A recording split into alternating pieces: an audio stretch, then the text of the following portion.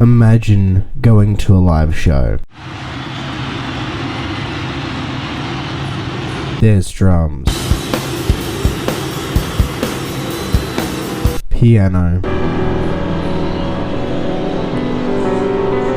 horns, everything filling the room. And then there's the guitar.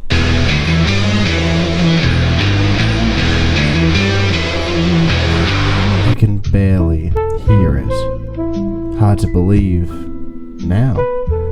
But guitarists used to be the quietest instrument on stage.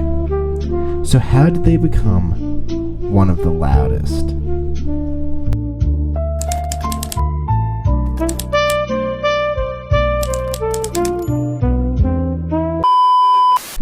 Before electric guitarists, everything was acoustic. And acoustic guitars are great until you try to play with a band. In the early 90s, big bands and jazz orchestras were getting huge. You had big bass sections, drums, and piano. But then there's the guitarist, just streaming in the background, barely audible. And unfortunately, this is their fate for the moment. Like a diamond in the rough, no one's found it yet. But when it's pulled out, it will shine the brightest first. So let's look at the people who made this diamond shine so much brighter than everyone else.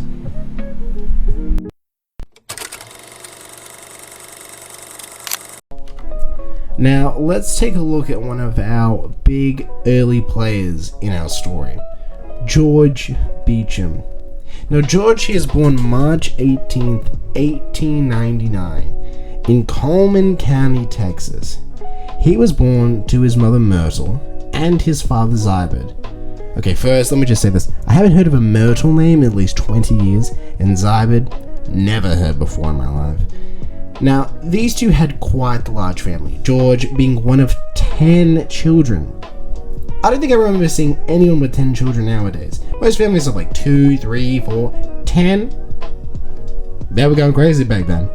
Now, unfortunately for them, they were very poor dirt farmers. But in George's early life, this was all he did. He just worked on the farm all day, had interest with other things, and that's kind of it. But during this time, as he's working away, he began developing his interest in music, particularly when the Hawaiian music craze was happening.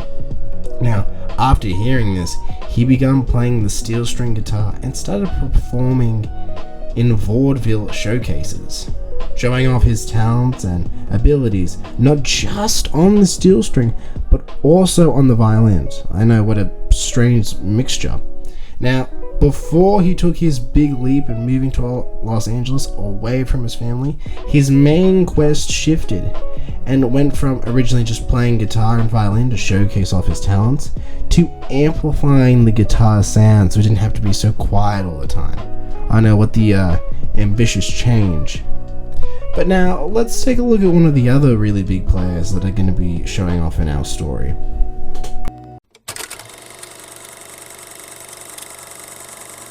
Adolf Rickenbacker. He's born 1887 in Basel, Switzerland. And this guy's engineering and co-founded Rickenbacker. You know, that really well-known guitar company? You might not know. Really quite revolutionary. Anyway, after the tragic death of his parents, he immigrates to the United States in 1891 with his relatives and arriving originally in Wisconsin. Later on, he moves over to Southern California. He ended up changing his last name, which was originally Rickenbutcher, to Rickenbacker. But he did this because he wanted to change the name to more of an English-sounding thing. You know, because World War I is kind of happening around this time. He's gotten a little bit older.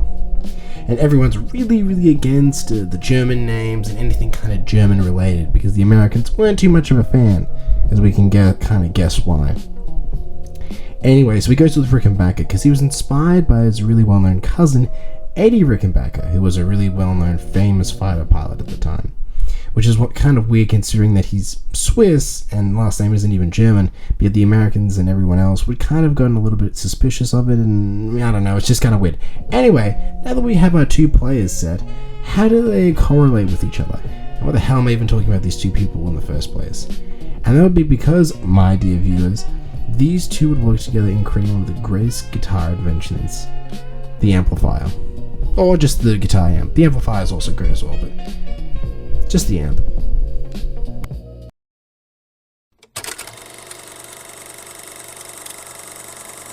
We're at the National Stringed Instruments Company, sometime in the 1920s, where two buddies are working at the same factory. Now, Rickenbacker is manufacturing metal bodies for guitars, where he would meet George and another friend who's important, but not important enough where he gets a backstory, Paul Barth. Where their combined forces together, they're able to establish their company, Ropatin Company. What a name.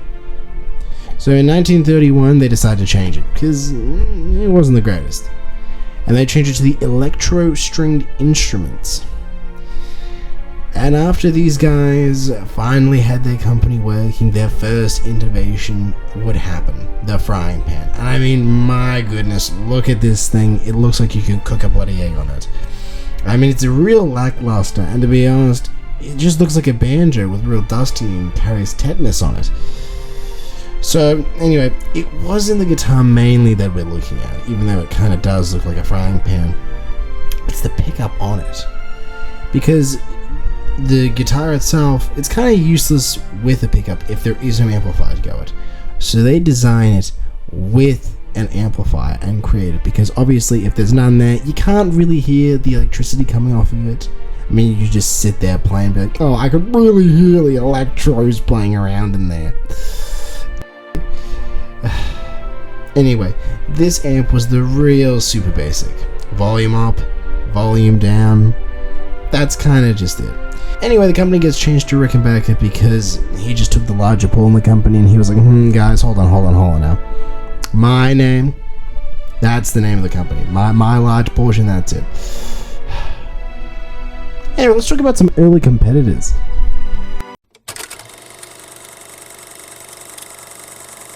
Early competition is a great thing, keeps companies from becoming a monopoly. Of course, until you find out that everyone's stealing your idea, and they're being a little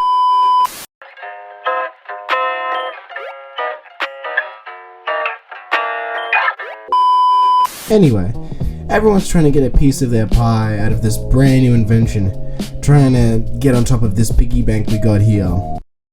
Hold up, let me stop here. Let me give you a timeline of all the years that this is happening in. The introduction of the amplifier starts in the early 30s with the frying pan, and now other companies are trying to copy and get some new blueprints off of it. Okay, let's continue the video. Now, let's look at the lineup of companies that were working on amplifiers at the time.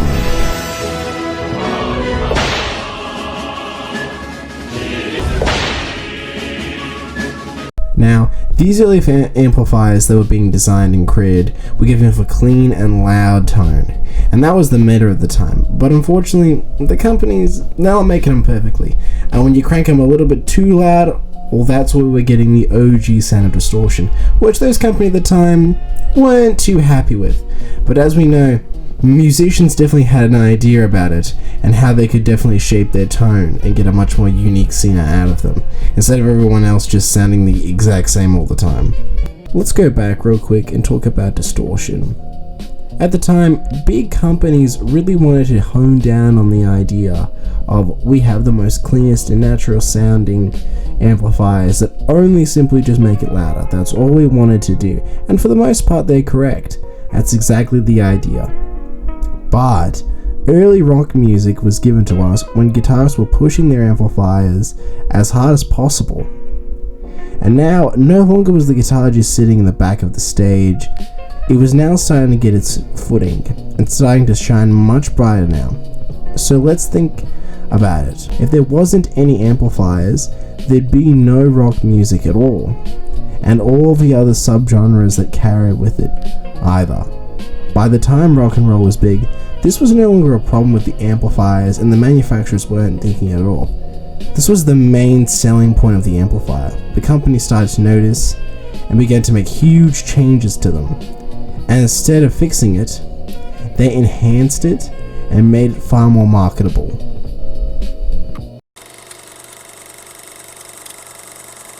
Today, the amp society has heavily evolved. We've got new equipment now, like tube amps, solid steel amps, and now we're getting very cool and fancy designs. Some can simulate hundreds of sounds for far cheaper than others, and some not as much. But the core of the idea of the amplifier has always stayed the same from the beginning until now. The guitar creates the signal, and the amplifier brings it to life, making it one of the most noticeable instruments in the world. And with all this advancement in technology, the only thing holding you back from getting any physical sound that you wanted was how much were you willing to spend. And even now, till this day, when it comes out to every guitarist, we all love our amps. Some just as much as their guitars and their whole collections, especially originals back in the 30s, go for a pretty penny now. And the term that a lot of you would have heard of is that all guitarists and how they all get their sounds is all purely based off of the amplifier.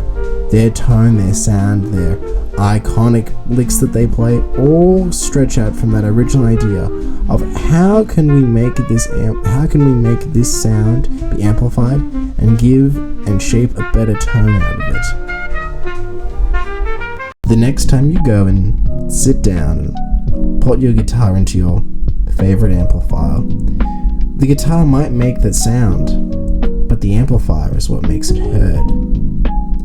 As music, as we know it today, has never been the same without it.